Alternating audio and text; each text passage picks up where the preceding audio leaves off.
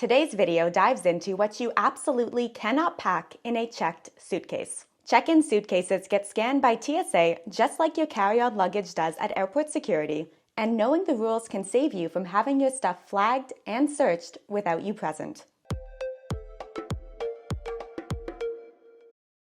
The good news is that checked bags don't have the same strict liquid restrictions that carry-on bags have. You can pack full-size toiletries like shampoo, conditioner, and sunscreen without worrying about the 3.4-ounce rule. But not all liquids are allowed. Some of them have restrictions, while others are going to be a hard no. Let's start with household chemicals. You know, the stuff under your sink like bleach, cleaners, and solvents.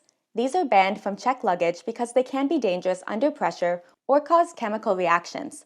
Basically, if it's something you'd use for heavy-duty cleaning, it's probably not going to be allowed on the plane in your checked suitcase. We've also got highly flammable liquids, like lighter fluid, gasoline, or paint. These are obvious fire hazards, and if you see the word flammable on the label, it's probably going to be best to leave it at home. There are also rules around packing pressurized containers like spray paint or aerosols. Non-toiletry pressurized containers like spray paint, fire extinguishers, or industrial aerosols are not allowed in checked luggage.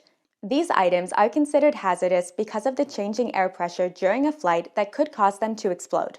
Toiletry aerosols, like hairspray or spray deodorant, are permitted, but they are restricted in how much you can pack. The total amount of aerosol products in your checked bag can't exceed 70 ounces, 68 fluid ounces, per person.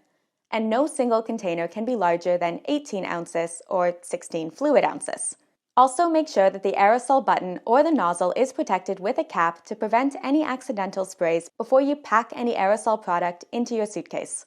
So if it's in a pressurized can and it's not a personal care product, it likely is going to be prohibited in both checked and carry-on luggage. You might be surprised to learn that you can actually pack alcohol in a checked suitcase, but before you get too excited, there are a few rules that you need to know.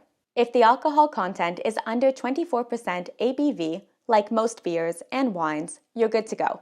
There is no limit to how much you can pack. Just keep in mind that checked bags get tossed around, so wrapping your bottles securely and considering a leak-proof bag is key. Also watch the weight of your bag. Too much wine could end up pushing you over the airline's check-in luggage allowance weight limit, and those baggage fees are no joke. The vet recently told me that I would need to be watching Ollie's weight in the new year as well. I think he's perfect, but apparently he's a little bit chunky. He's still perfect. Let us know down in the comments if you will be checking a bag on your next flight. According to the polls in our community post, it would appear that many of you do check luggage, which makes perfect sense, especially considering how strict carry-on rules are becoming. For alcohol between 24% and 70% ABV, like most liquors and spirits, there is a cap on how much you can bring. You're allowed up to 5 liters or 1.3 gallons per person of legal drinking age, as long as the bottle is unopened and it's in its original packaging. But here's where some of the rules get a bit stricter.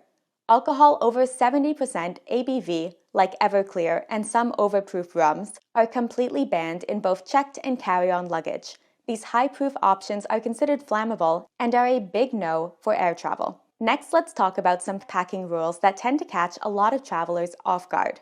Adapters, power banks, and batteries. Plug adapters can also technically go in your checked luggage, but I don't know why you would pack one there when it is so useful both on layovers and during the flight. I'm excited to partner with TSA, not just because I personally use and love their adapter, but also to share their 2025 theme in partnership with musician Rachel Yamagata, What's Your Next Journey?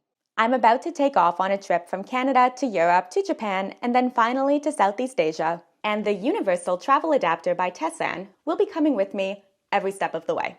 It's compatible with outlets in over 200 countries, and it auto-adjusts voltage to protect your devices. Check the link down in the video description to grab the TSA Universal Travel Adapter before your next trip. Regular disposable and rechargeable batteries, like a standard AAA or AA, are allowed in checked luggage. Lithium batteries, on the other hand, have some strict rules that you need to know about. These are the batteries inside many of the devices that we use every day, like a phone, laptop, tablet, wireless headphones, and even an electric toothbrush. The trouble is that if these batteries are bumped around too much, overheated, or damaged, they can catch fire, which would be a big problem if it happened in the cargo hold of the plane. If the battery is installed in a device, like a battery that's inside your laptop or toothbrush, it can go in your checked luggage. That said, it's a good idea to keep valuable items, like laptops, in your carry-on with you at all times to avoid the risk of damage, loss, or theft. Spare lithium batteries, the ones that are not installed in a device, like a power bank or extra camera batteries, are not allowed in your checked suitcase in any quantity. In many cases, you can still travel with them, but they will need to go in your carry-on suitcase and be kept with you on the plane. The bottom line is that if a battery is not installed in something, it stays with you and is not put in your checked suitcase. But of course, there is an exception to that bottom line as well, because TSA does not like to make things easy for us. But we'll get to that soon. But first, let's talk about weapons, or anything that could be used as a weapon, including firearms, pepper spray, bear spray, explosives, fireworks, or even certain sharp objects, as well as anything that bangs, pops, or bursts, including firecrackers, are a no-go in your checked suitcase. These items pose a risk not just for other passengers, but also for the baggage handlers and the security agents who might need to inspect your bag. If a sharp object isn't properly packed, it could injure someone handling your luggage. Now, there are exceptions for some items. Firearms, for instance, can be transported in checked luggage under strict regulations. They must be unloaded, packed in a locked, hard-sided container, and declared at check-in. The same goes for ammunition. It must be stored separately and meet airline-specific guidelines. Please always double-check with your local laws as well as the airline that you are flying with if you do intend to pack anything firearm-related. Don't just listen to some girl on the internet. Rules change frequently. As for pepper spray and bear spray, these are typically prohibited in checked luggage because they're considered hazardous material. Sharp objects like knives, scissors, or tools are another gray area. Small tools and some knives might be allowed if properly packed, but larger, more dangerous items, like those that have a blade over 7 inches long, are generally not allowed in your checked suitcase. You can quickly find out if your samurai sword or your ammunition or your throwing knife set or whatever the heck else it is that you want to pack is allowed in either your carry-on or your check-in suitcase by reaching out to Ask TSA. You can send them a photo or product explanation over Instagram DM, Facebook Messenger, text message, or even over X, and an actual TSA agent will give you a personalized response on whether it's allowed or not. E-cigarettes and vaping devices, due to their lithium batteries and heating elements, are not allowed in checked luggage, even though the battery is inside the device. Vaping devices and e-cigarettes must be packed in your carry-on bag and kept with you at all times. You cannot use vaping devices on the plane, not even in the bathroom. The smoke detectors will catch on and you will get in serious trouble. Not good. Let's talk about marijuana, CBD, and air travel, because this one can be a little tricky depending on where you are flying. Never ever bring marijuana on an international flight. Even if you're headed to a country where cannabis is legal, crossing borders with it is a serious crime. If you are flying within the United States, the rule is simple. Do not bring any marijuana.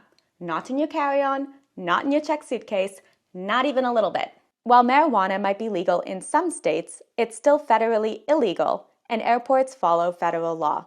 That means whether it's flower, edibles, or concentrates, it's a big no in your carry-on or your checked suitcase. If you are a medical marijuana user, it's important to know that your card may not protect you under federal law when traveling. While this video focuses on American travelers, many rules will also apply to flights within Canada. However, when it comes to marijuana and CBD, the rules are much more relaxed. Since marijuana is legal nationwide in Canada, you can bring it on domestic flights in your carry-on or checked luggage as long as you stay within the legal possession limit per passenger. While TSA officers are not specifically looking for drugs, if they do come across marijuana in your carry-on or your checked suitcase, they are obligated to call local law enforcement.